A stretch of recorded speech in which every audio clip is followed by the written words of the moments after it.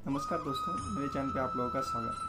आज मैं आपको एक डॉक्टर साहब की स्टोरी सुनाने जा रहा हूँ। एक डॉक्टर साहब होते हैं और वो जब क्लिनिक पे जाते हैं तो उनकी पत्नी एक लिस्ट बना के देती है उनके घर में जो जो सामान की रिक्वायरमेंट होती है उसकी। वो डेली जाते हैं, उस लिस्ट को देखते हैं, उसके हिसाब से उनको कितना पैसा चाहिए होता है वो हिसाब कर लेते हैं और जब भी पेशेंट को देखते हैं तो उतना पैसे तक ही फीस लेते हैं जब तक कि वो पूरा ना हो जाए। जैसे ही पूरा होता है उसके बाद उस दिन सारे पेशेंट्स को फ्री में देखते हैं।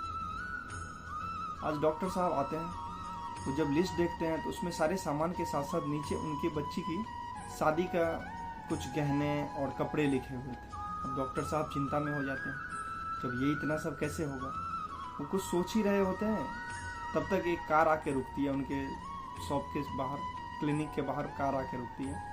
एक सज्जन पुरुष उसमें से आते हैं। डॉक्टर साहब बोलते हैं, हाँ बोलिए, आपको क्या दिक्कत है। तो सज्जन पुरुष बताते हैं कि आपने मुझे पहचाना नहीं, आज से लगभग 20 साल पहले मेरी कार यहाँ पे ख़राब हो गई थी। मैं यहाँ पे बैठा हुआ था अंदर आके, ड्राइवर मेरा कार ठीक करवाने गया था, तो आपने मुझसे मेरा हालचाल पूछा और मैंने बताया कि सब कुछ तो अच्छा है, बस मुझे संतान नहीं। और आपने मुझे दवा दी थी। जब मैं पैसे देने लगा तो आपका नियम मुझे पता चला और उस दिन आपने मुझसे पैसा नहीं लिया क्योंकि आपका उस दिन का जो फीस लेने की थी वो ख़त्म हो चुकी थी। और वो दवा लेके मैं गया, मैं अपनी पत्नी को सारी स्टोरी बताई और उन्हें दवा दी।